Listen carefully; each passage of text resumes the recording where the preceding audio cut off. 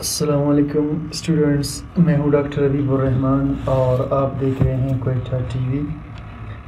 Students, industrial chemistry میں ہم start کرنے جا رہے ہیں اپنا اگلا ٹاپک، اور یہ ہمارے لیکچر نمبر 5 کا ٹاپک ہوگا کیمیکل کمپوزیشن آف ڈائز۔ اس سے پہلے ہم نے ڈائز کو تھوڑا سا ڈسکس کیا تھا بریفلی، اب ہم اس کا تھوڑا سا کیمیکل کمپوزیشن پڑھیں گے، یعنی کیمیکلی ڈائز کس چیز سے بنے ہوئے ہوتے ہیں، ٹھیک ہے، اس کو ہم نے یہاں پر ڈسکس کرنا ہے۔ A dye is made up of two kinds of parts۔ ایک ڈائی یعنی جو رنگ ہوتا ہے، is made up وہ بنا ہوتا ہے دو قسم کے حصوں سے۔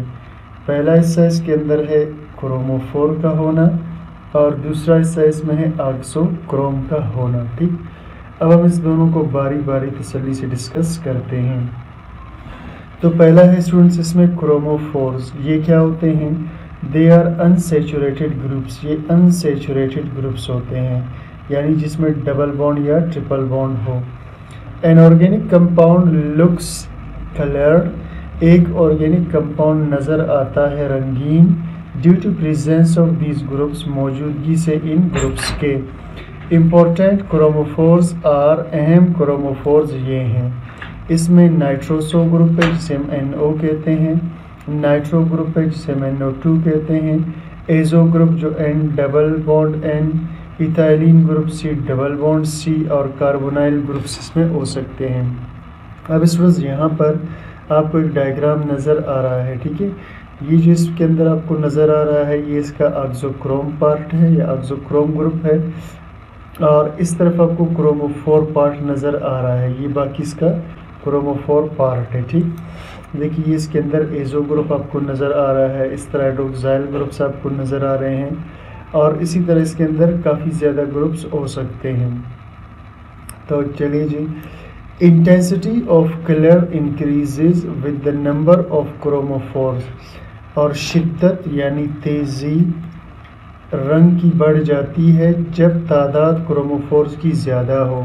اب اسٹوڈنٹس جیسے آپ دیکھ سکتے ہیں کہ اس کے اندر یہاں کروموفور لگا ہوا ہے، یہاں کروموفور لگا ہوا ہے، تو کروموفور کی تعداد زیادہ ہونے سے رنگ تیز ہو جاتا ہے، اور دی ڈگری آف کنجوگیشن، یا اس میں کنجوگیشن یعنی ڈبل سنگل بانڈ کی تعداد بڑھ جائے، ٹھیک ہے، جتنی تعداد ڈبل بانڈ سنگل کی زیادہ ہوگی اس کا رنگ اتنا ہی تیز ہوگا۔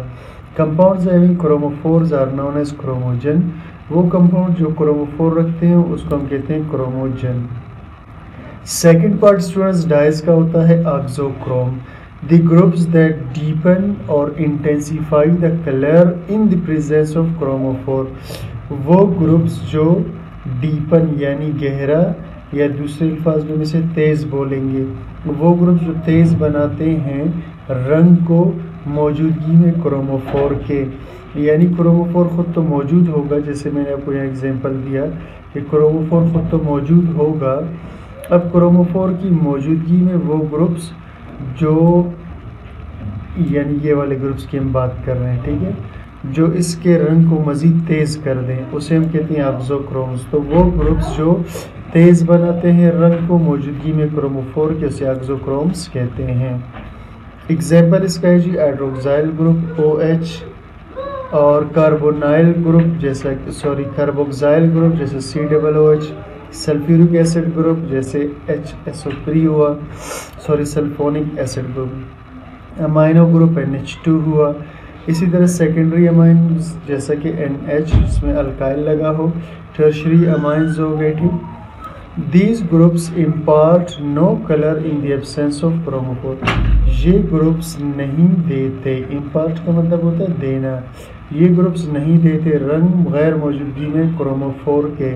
A chromogen without an oxochrome، اور کروموجن بغیر آکزوکروم کے can never act as a dye، کبھی بھی کام نہیں کرے گا رنگ کا۔ ایگزامپل دیکھتے ہیں، azobenzene is a red colored compound، azo benzene ایک ریڈ کلر کا کمپاؤنڈ ہے، ٹھیک ہے۔ اچھا جی، yet it is not a dye, تاہم یہ کوئی رنگ نہیں ہے۔ ایزو بینزین خود ریڈ کلر کا کمپاؤنڈ ہے لیکن بطور رنگ ایکٹ نہیں کرتا.